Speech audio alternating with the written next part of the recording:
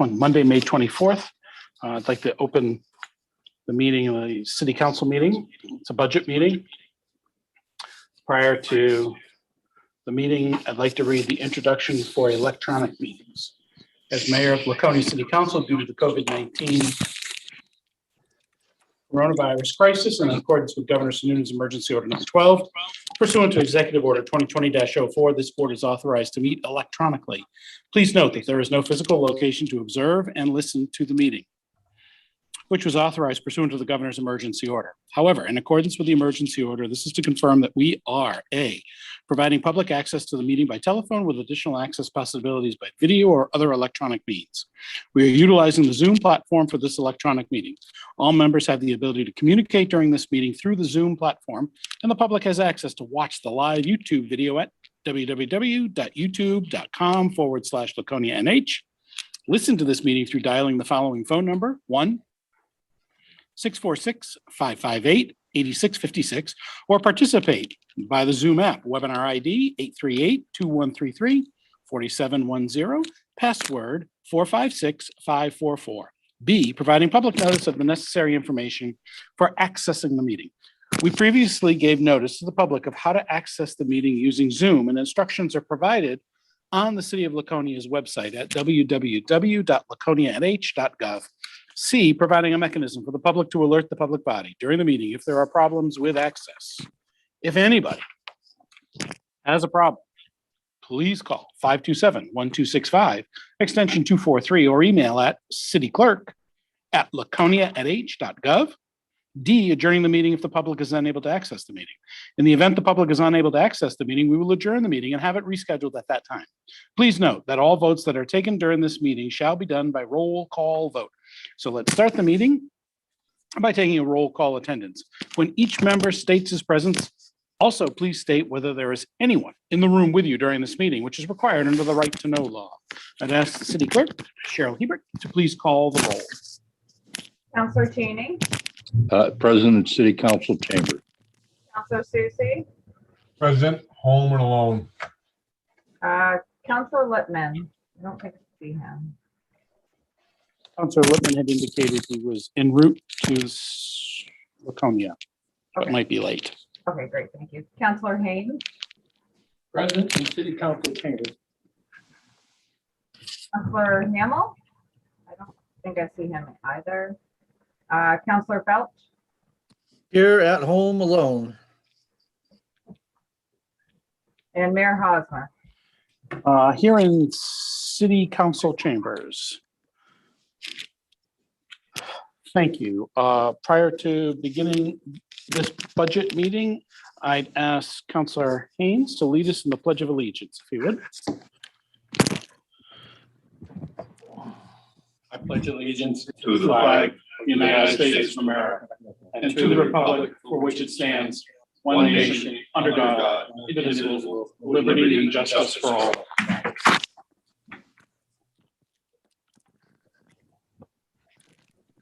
Thank you, Councilor Haynes, for leading us. Also joining us at this evening is City Manager Scott Myers, City Finance Manager Glenn Smith, and the aforementioned City Clerk Cheryl Hebert.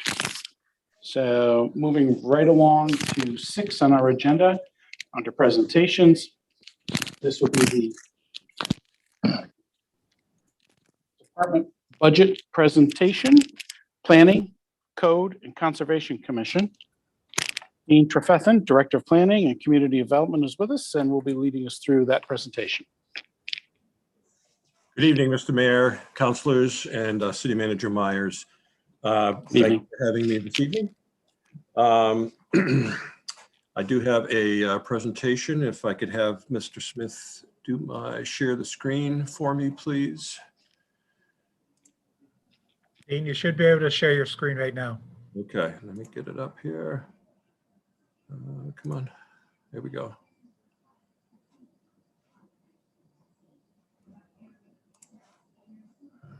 Come on. Sorry.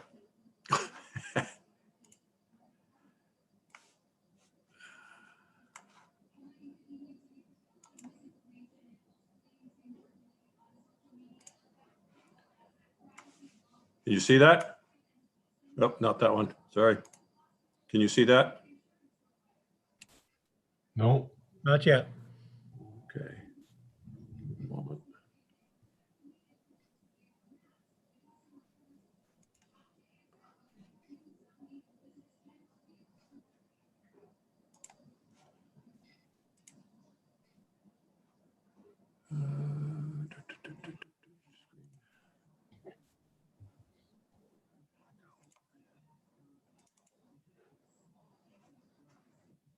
Yeah. Okay, sorry. Can you see that? Yep. All right, very good. Let me get it, make it full screen there. Okay. Thanks for bearing with me. I have code department. We have the planning and community development department and also conservation commission.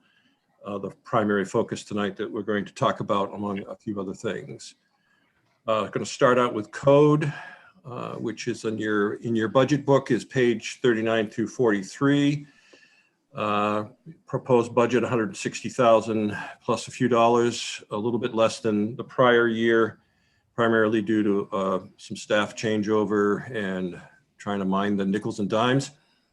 We have 3 full-time employees in the code department. Main activities are building permits, building, electrical, demolition, and occupancy permits. There are a handful of other permits that are out there from time to time, but those are the main ones. And a lot of those permits do require inspections. We had more than 1,500 inspections last year. Foundations, framing, insulation, finish, electrical, et cetera. And that 1,500 number was a 35% increase from the previous year. As you know and are well aware of, the permit value for the taxable year last year was 39 million, which was almost double the previous year, which is the biggest driver of that 1,500 inspections. We have had a combination of big and little projects, and we're going to kind of call that the COVID effect. We did a number of a significant increase in things like decks and porches and additions and garages, but we also had, and remodels, but we also had, as you know, some fairly significant projects come through in the past year. And I'm going to touch on those a little bit later. The code department supports the Heritage Commission and the Building Code Board of Appeal. The code department also takes care of the property maintenance code that the city has passed. And we do that with a housing inspector that we hired about 1.5 years ago to replace a part-time position that we had. We inspect properties by complaint or by drive-by. And we have various methods of enforcement. The first one, of course, is letters to the homeowner. Depending upon the situation, the letter may be more advisory than anything else, just letting them know what the code states and what part of it they're in violation of. Sometimes that works, many times it doesn't. The next level would be a violation letter, basically the same information, but we are specifically saying that they are in violation and giving them a set amount of time to correct. Depending upon the particular violation, it would be either 21 days or 30 days. And then, of course, if none of that works, and before I get to the next step, when people receive a violation letter, they basically fall into one of 3 categories. Their response falls into one of 3 categories. The first one is, oh my God, I can't believe I'm getting a violation letter from the city. I'm going to take care of this immediately. Don't worry, not a problem. Consider it done, and they do that. The other third kind of fall into the well, I didn't realize this was a problem, and I'll try to get to it when I can, if I can, and in many cases, they don't do anything. And then we have to follow up with them. And then the third category is they completely ignore us. They don't even pick up in many cases, don't even pick up the certified letter that we send. Sometimes they do pick it up, but they don't respond in any way, shape, or form. That leads to a second violation letter, and kind of the same thing happens. We get a little bit better conformance with the second violation letters than we do with the first violation letters. And of course, we always have the option of going to court to be the final arbitration. I will say that in the past year, as I'm sure is no surprise to any of you, that the court has been not shut down completely, but has been very difficult to get any action and any traction. Particularly of these matters, the limited things that they have been dealing with, they view this as a very low priority. So we're not high on the list here. We do have one court date coming up in June. We're hoping it's going to occur in June. That would be the infamous Roller Coaster Road, corner of Roller Coaster and Parade Road property. I'm not promising it's going to happen in June, but that's the indication that we have right now. We have two other properties that we are dealing with our legal counsel, the Mitchell Law Group. And we are ready to file with the court on those, but we're not quite there yet. And the housing inspector activities has also been a little bit limited by COVID-19. We certainly can do the drive-bys, no problem, and we can do the letters, and we certainly receive complaints by phone from neighbors and et cetera. But one of the things we were hoping to do with the housing inspector activity was to actually go inside, particularly rental properties, and try to get some better maintenance inside rental properties in the city. We were going to do that in conjunction with the fire department, kind of make it a safety and quality type inspection at the same time. Obviously, that has not been able to happen very much. We do get some complaints from folks, and we have been inside some units, but not something that we've done proactively. We'll see how things go in the next couple of months. We might be able to do a little bit more in that activity shortly. The housing inspector is also responsible for doing the inspections for our short-term lodging permits, and he acts as a backup to the building inspector. And I will be talking a little bit more about short-term lodging a little bit later under the planning aspect. So that's kind of code in a nutshell. And I'd like to pause here for a moment to see if there's any questions about the code department before I move on. Since I can't see everyone, perhaps if you just speak up if you have a question, fellow counselors.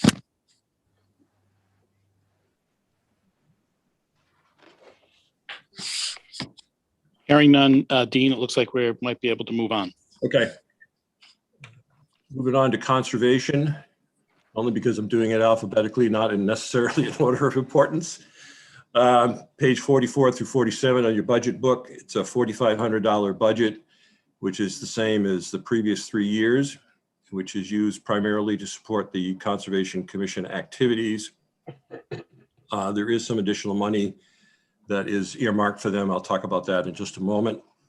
Conservation Commission primary responsibility is to review wetland and wetland buffer permits, both that get filed with the state and also with us, and then act as an advisor to the planning department and the planning board, and on occasion other city departments. As you recall, the Conservation Commission had some advice for the City Council and the Parks and Rec Department concerning the Pearly Pond area, as an example. And one of their major activities that they've been working on in the past several months is updating the wetland buffer ordinance and associated wetland ordinance, which is coming up again in your regular meeting later on tonight. That's been a major effort of theirs. And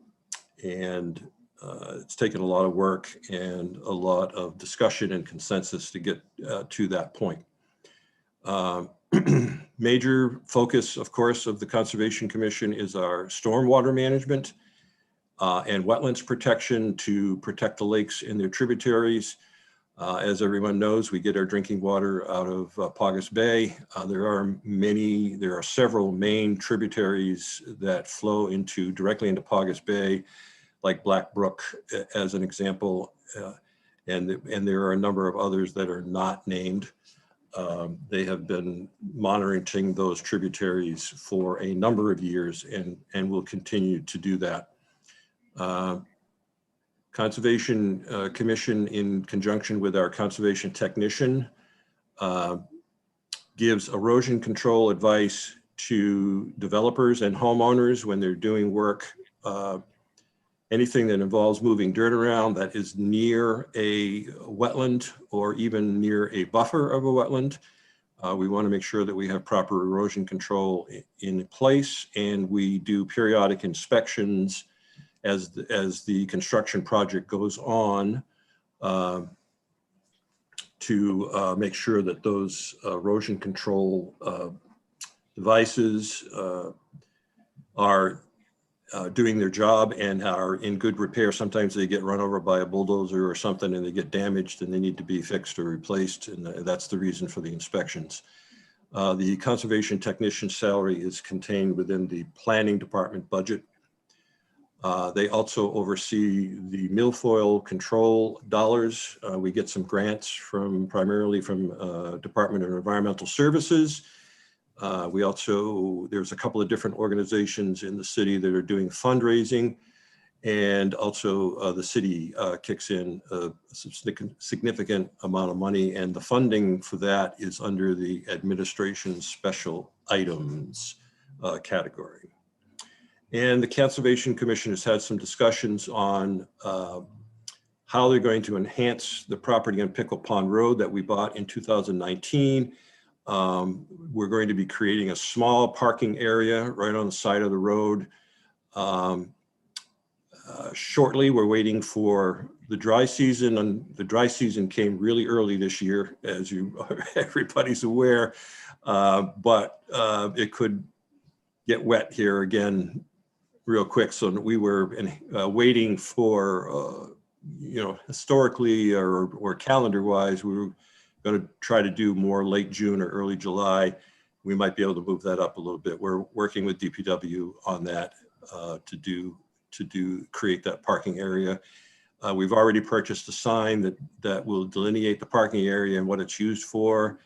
The sign is at the sign place, just being stored there for safekeeping, and we're going to erect that once the little parking area is constructed. And if you go to page 47 of your budget book, when you're bored at home and you want some really entertaining reading, you can get some more examples of activities and goals of the Conservation Commission and what they're doing. So I'll pause there again if anybody has some questions on conservation.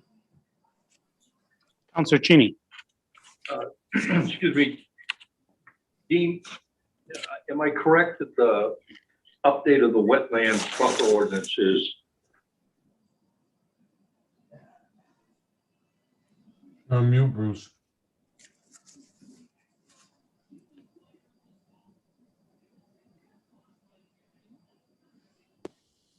Sorry, Dean. My question was, is the updating of the wetlands buffer ordinance a result of changes in state statute? Not directly, but what we did the early part of last year is we went through the entire wetland ordinance and the buffer ordinance that we have locally, and bounced it against the DES regulations. And there have been, over the years, some changes in some state regulations. And so we tried to make it conform to that as much as possible. So it wouldn't be, like a recent, say in the past year type change in state law, but it's something that may have occurred even 3 or 4 or 5 years ago. And some of it is just changes in DES policy. They've bounced around a little bit the past couple of years on certain aspects, and they went real tight on shoreland, and now they've backed off on that. They made a major change in alteration of terrain permits, and which has been causing a lot of headaches for the developers because the specialized individual they need to review the wildlife in a particular area, there's only 2 or 3 of them in the state, so it's very, very difficult. Now they're kind of pulling back on that a little bit, and so we'll see. But the direct answer is not a direct change in state law.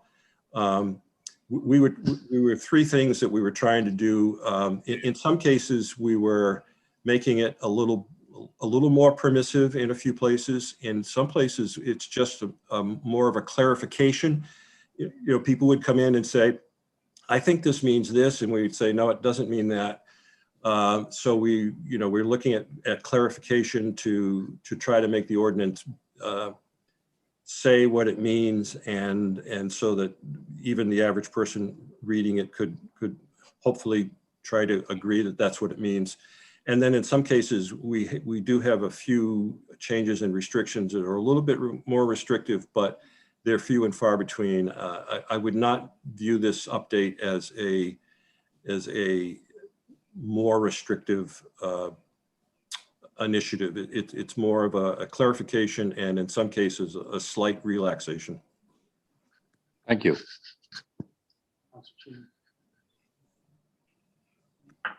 Thanks, Counselor. Any other questions? Mr. Mayor, I don't know if you can see me or not, but I certainly can. Go ahead, Counselor Susie. I have one question with regards to milfoil. I know that sitting on the Water Commission, we have a lot of discussions going on with the state and what DES is planning on doing this year in regards to milfoil, mostly centered on Paugus Bay. Okay, is there some joint work done here, and is the Conservation Commission here more focused on Opeechee? No, I don't think they're more focused on Opeechee. They're actually, in terms of the total dollars that are being spent, there's being more spent on Paugus Bay. But that's driven a lot by the state. They are one of the major contributors to the pool of money that we're using. And of course, they control what chemicals we can and cannot use if that's the route that we go. And we will do some chemical spraying this year. And we'll do some diver assisted pulling as well. I don't think it's a matter of paying more attention to one body of water versus the other. But the fundraising aspect the past few years has been a little more robust along Paugus Bay. And part of that is more homeowners, and there's more marinas and those kinds of things. So there's certainly a kind of a larger group of people that you can, collect money from. And that's certainly part of it. But, no, I wouldn't characterize it as favoring one over the other, but we do realize, I think, and the state does realize as well, that there are some pockets that need attention in Opeechee, and they may or may not get addressed all this year, but they certainly are aware of it, and it's on the list. I was just wanted to make sure there was no department, or you might say organization discussion as far as, well, it should go here, should go there, should go here, should go there. That's all I was. No, I hear you, and no, we're trying to. It's not a big pot of money from the city standpoint, but it's not a lot of money considering how much milfoil there is out there. And so it's trying to get the most bang for our buck, but we certainly could double or triple what we're spending in a given year, and we probably still wouldn't solve the problem, but it is what it is. No, I agree. In fact, I was having a discussion last week when the diver is going down at the intakes here in the next few weeks for this water department. So, okay, thank you. Anybody else?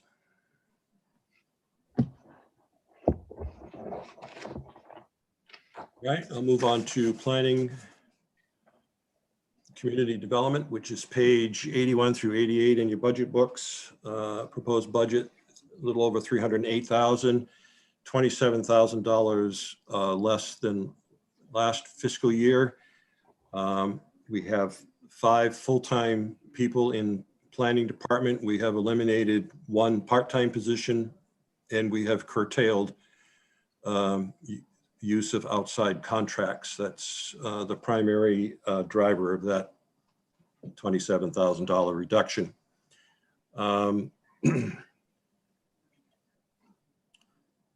Major activities of the planning department. We support boards and commissions. We have the planning board, the zoning board, conservation commission, sorry, technical review committee, minor site plan, the special events motorcycle week group, and now the new historic district commission as well. That entails having staff members at all of those meetings, taking minutes, publishing the minutes, publishing the agendas, doing the postings for the public hearings and the meetings, et cetera, et cetera. We advise property owners about the regulations, the zoning regulations that control zoning, density, signs, wetlands, among other things, steep slopes, and those kinds of things. We even get into timber harvesting on occasion. We talk regularly with people about potential development and redevelopment opportunities, strictly off the record, until they file an actual application. We consider our discussions with folks to be confidential. We tell them that up front, and we do our best to maintain that. But on the other hand, as soon as they do something formally, then it is public information, and we're more than happy to share with everybody and anybody what's going on. I attend the state commission that is looking at the former state school property. Those meetings have been being held by Zoom lately, but we've been going to them on a regular basis. I have a number of offline discussions with various people involved with the commission and or some of their vendors. We talked about things like water and sewer and the wetland delineations. I've talked with them about the proposed roundabout that is in the 10-year, hopefully will be in the 10-year highway plan. Talk to them about the border grant, economic border grant that they were in the pipeline to receive. And there have been some people that have expressed some particular interest in developing the property that, or either a part of the property, particularly part of the property. Some of them have been going to the meetings, so I don't think there's any secret about their intentions, but some of them have not been. There is some pretty strong interest in the property.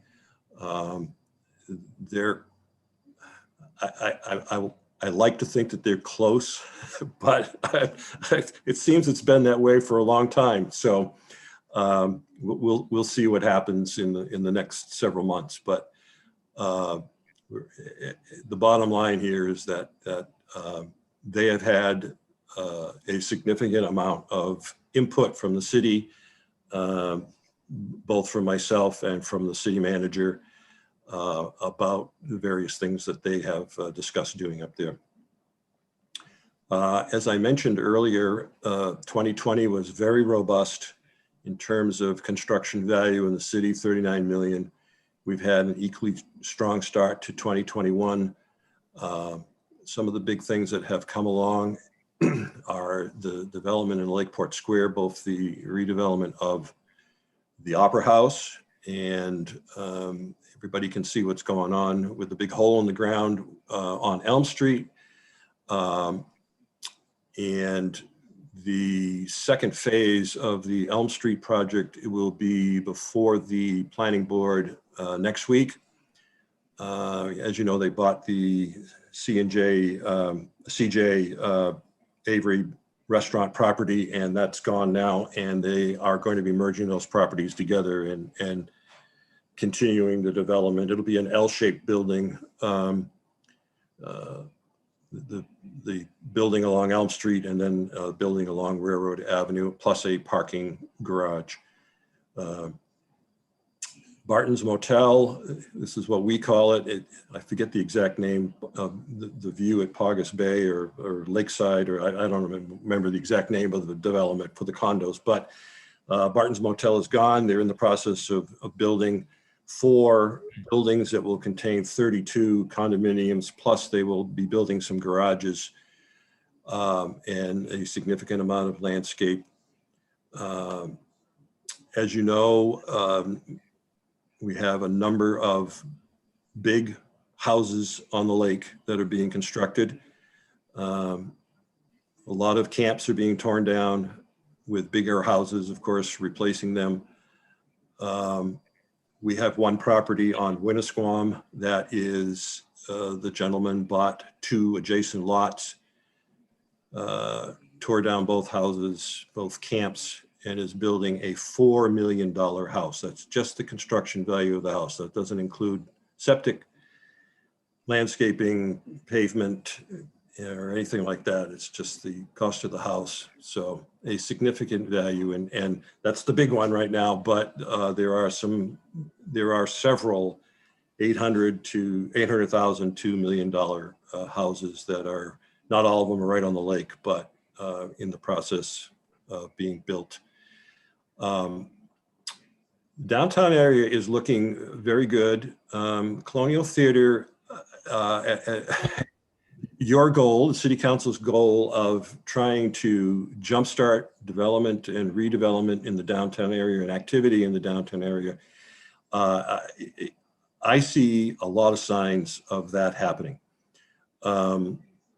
The 4 storefronts that are out front or will be out front of the Colonial Theater block, 2 of the bays have already been rented. We already have the building permit for that business to go in there. It's called Beer and Records or something like that. They're basically going to be a bar with some limited food. And they're also going to do some form of a record business. And when I say record, I mean the old LPs, 33s and 45s and those kinds of records. It's making a comeback. So they're going to be in that business. The block directly across from the Colonial, the Pimlico block has just been sold. We've had a preliminary discussion with a representative of the new owner. They have some very interesting ideas of what they want to do a little bit further up North Main Street. The building where the bakery has been located for a while is undergoing a renovation as well. If we could just get somebody interested in the Masonic Temple building and get something going there, that would be fantastic. But so far, no takers. We do have a new restaurant that just opened up in one of the street level spots in the Masonic building. So they moved from, I believe they were in Tilton, and they decided to move their business to downtown Laconia. So I see the activity. I hear about people considering different things. So I think, it's not all going to happen at once, but I think that the concept of trying to drive activity in the downtown will certainly is certainly showing it's that's going to happen. Residential has been very strong. Residential is a tough subject for a lot of people. It is extremely difficult to build low-cost, so-called workforce housing. And when I use the term workforce housing, I am referring to a smaller house that can be, that is affordable, that can be bought by someone who's a family that's making, say, 80 or 90,000 a year or more. That's workforce housing. A couple making that kind of money. We are talking, third or fourth year policemen, firemen, those kinds of folks, nurses, et cetera. Dean, sorry to interrupt. Could you explain to us where Lilac Valley and Mountain Lake Village are exactly? Sure will. So Lilac Valley's out on Province Road, almost into Belmont. There are going to be 90 starter homes. About 47, I think it is, are built currently or in the process of being built. And the rest are going to be starting shortly. I forget the name of the road that the other section is off of, but off of 106.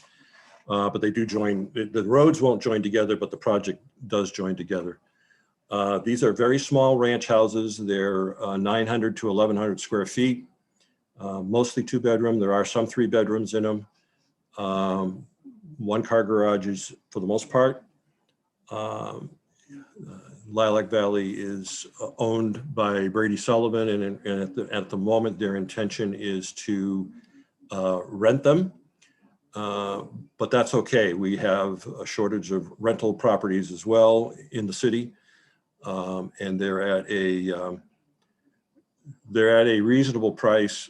And I'm sure that when people find out what the price is, they're going to say that's reasonable. But in this day and age, they're at a reasonable price. Mountain Lake Village is off of Mile Road. This project was proposed, I'm going to say 10 or 12 years ago, and then it's been dormant for an amount of time. This is 70 something houses altogether. These will not be starter homes. These will be market rate homes. So expect them to be in the 350 to 450 type range. They have not started yet, but they have been approved. So a lot of strong activity going on. We continue to see lots of remodeling, lots of decks, lots of porches, and we have seen an increase in the requests for what we call accessory dwelling units. A lot of people call them in-law apartments, which the state mandated that we allow. We had a version of that already on the books in Laconia, but it's been slow going. But in the past year or so and lately, we seem to be getting 1 or 2 requests a month for people who want to add an additional unit to their single family home, which they are allowed to do once they go through the process. So with that, I will stop and take questions on planning.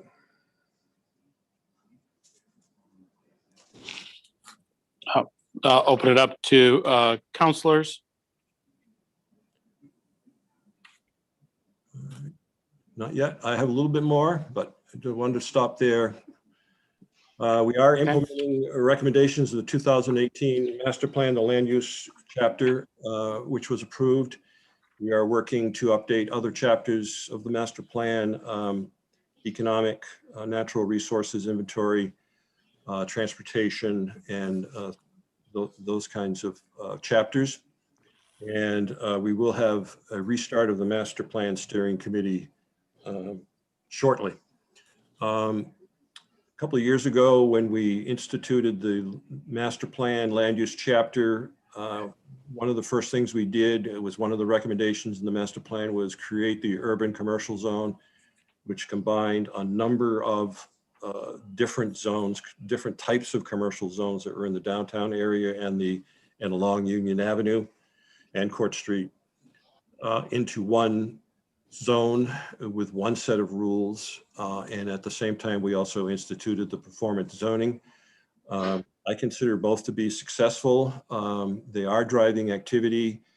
And although some folks feared that the performance zoning aspect of it would drive a number of undesirable projects that were very dense or big or whatever, that has not been the case.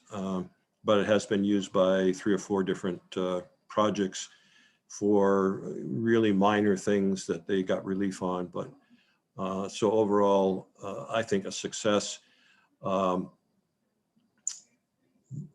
We are trying to look at folks that want to do redevelopment of existing things.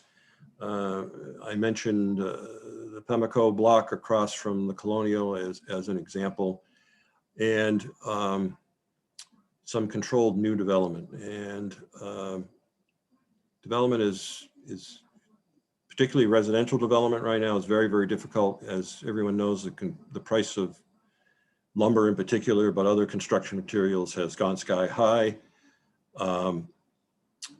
What used to be $150 a square foot to build a house about 1.5 years to 2 years ago is now like $225 a square foot.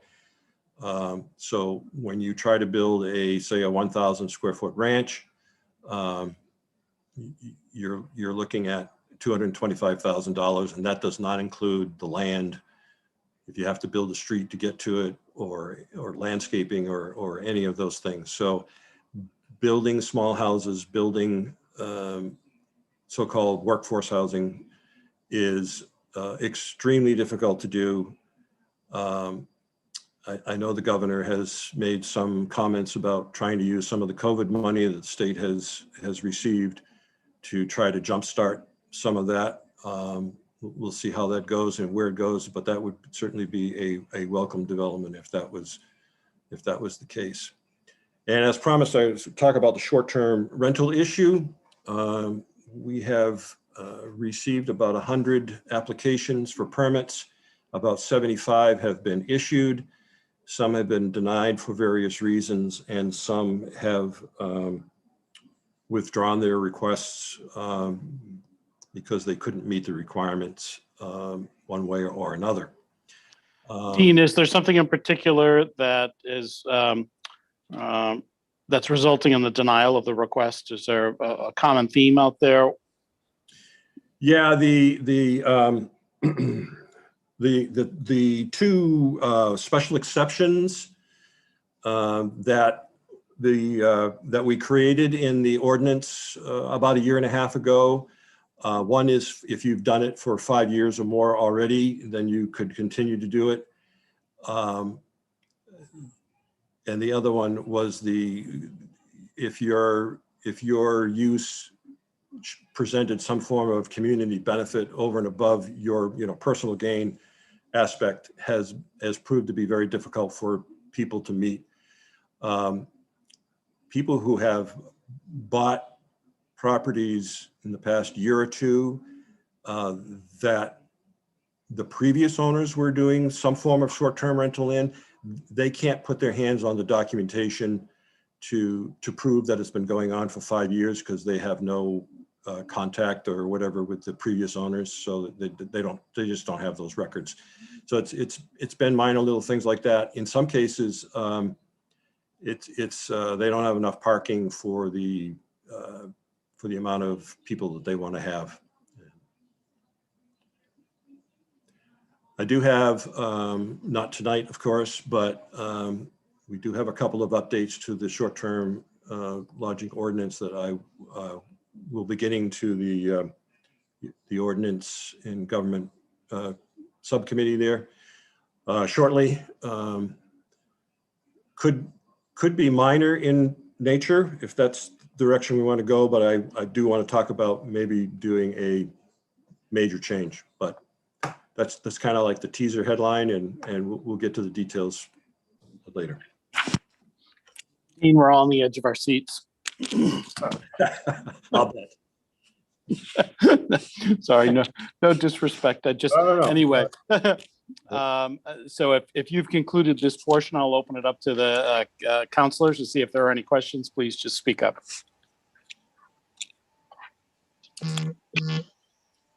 Mr. Mayor, this is Henry. Good evening, Good evening, Henry.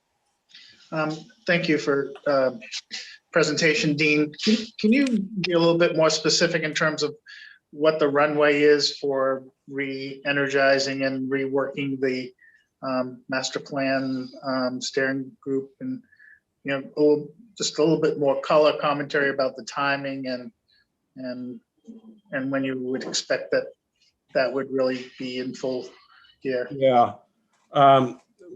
We started a little bit earlier this year, and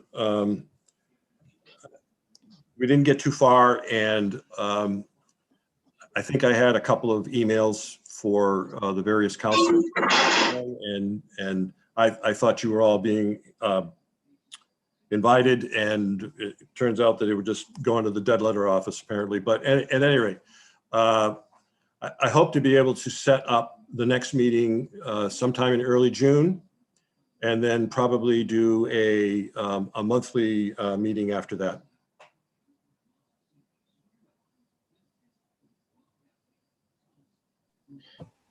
And can you just be a little bit more specific in terms of what you think would be the work product of that effort?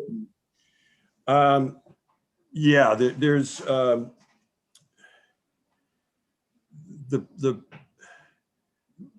in the past, as you know, because you were part of it, but in the past we have the department has used it as a kind of a sounding board of here's some of the things that we're thinking about, changes that we're proposing.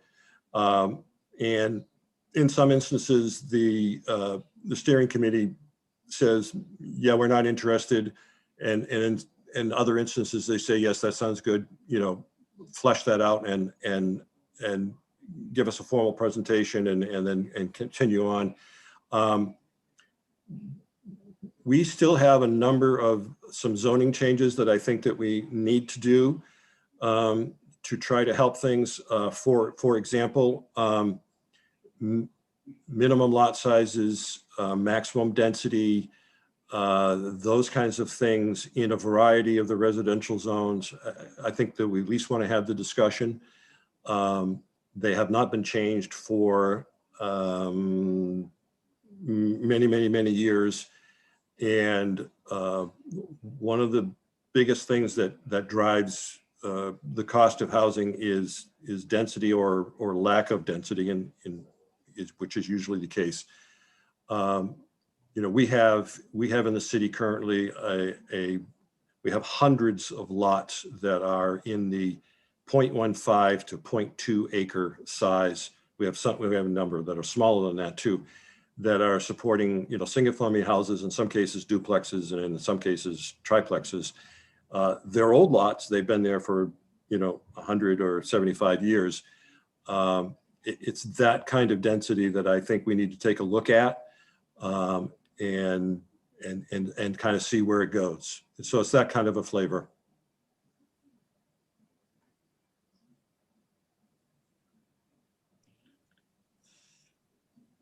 Thank you.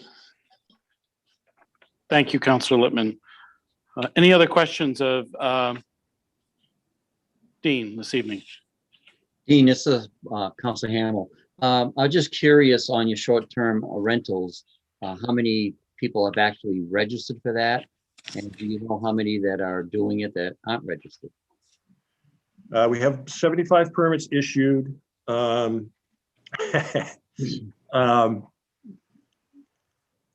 If you were to go on the Airbnb site right now and type in Laconia, you would probably particularly this time of year, probably see 200 or more properties. Some of them are located in hotels and those kinds of things, and they're using it as a marketing, it's one more of their marketing trends. But there are a number of people out there that are doing it that we don't know about. We are trying to do some publicity. We have talked with homeowners, the major homeowners associations and condominium projects in the city. They are all, not all of them, but most of them are very aware of the ordinance and have communicated to their people. But I think we need to do a little bit more to kind of publicize the fact that it's out there. But it's probably, we've probably just scratched the surface. Okay.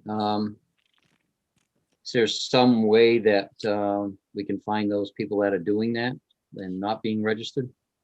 There are several companies out there that offer service. We have talked with a couple of them. We've gotten a couple of proposals. It's not cheap. If we converted everybody that is now doing it, that could do it, i.e. they're in the right zone, et cetera, we might be able to cover our cost of the service, but maybe not. We might have to eat some of it. Short of that, I'm not sure how we reach more than what we have at the moment. We do have a mailer planned that will try to educate folks. I'm not sure that direct mail is the most effective thing in this day and age, but it's what's available to us for a fairly reasonable cost. Okay. The new units that are going up at Barton's Motel, obviously those are pretty pricey. Do they have, would they be allowed to short-term rental those, or does that fall into you got to register?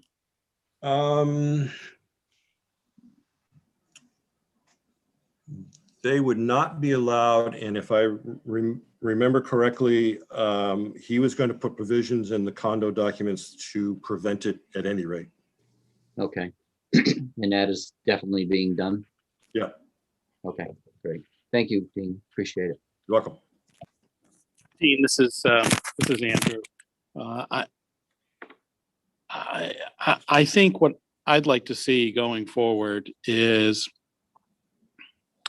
some estimates of what the cost would be to use outside vendors to enforce short-term rental ordinances.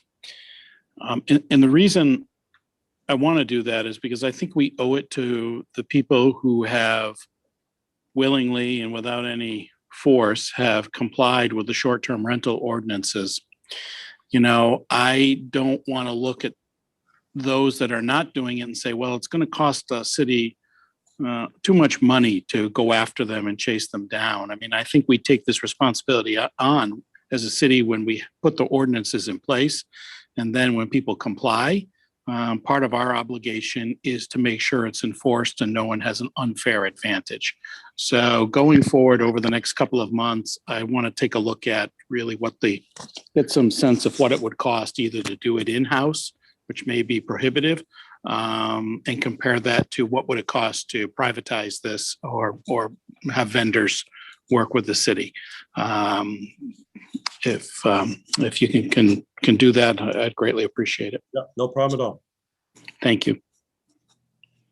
Any other questions for Dean?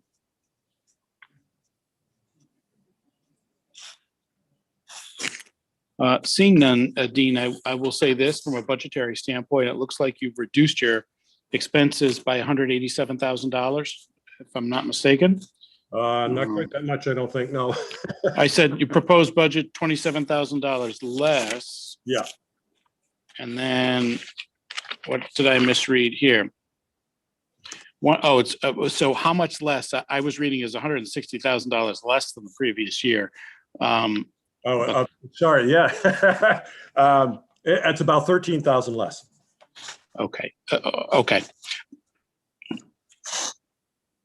So you're saying 13 there, 13 in code, correct? Yes, 27 in planning. correct. All right, so about $40,000 less than last year, correct, overall in the three? Yes, sir. Okay, so you're in well under budget, which is great.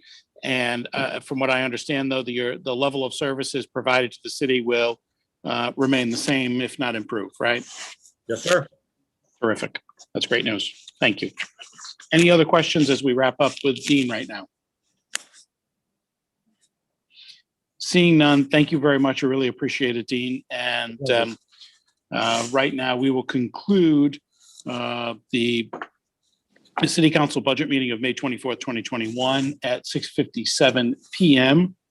And we'll be kicking off the City Council meeting in 2 minutes or less.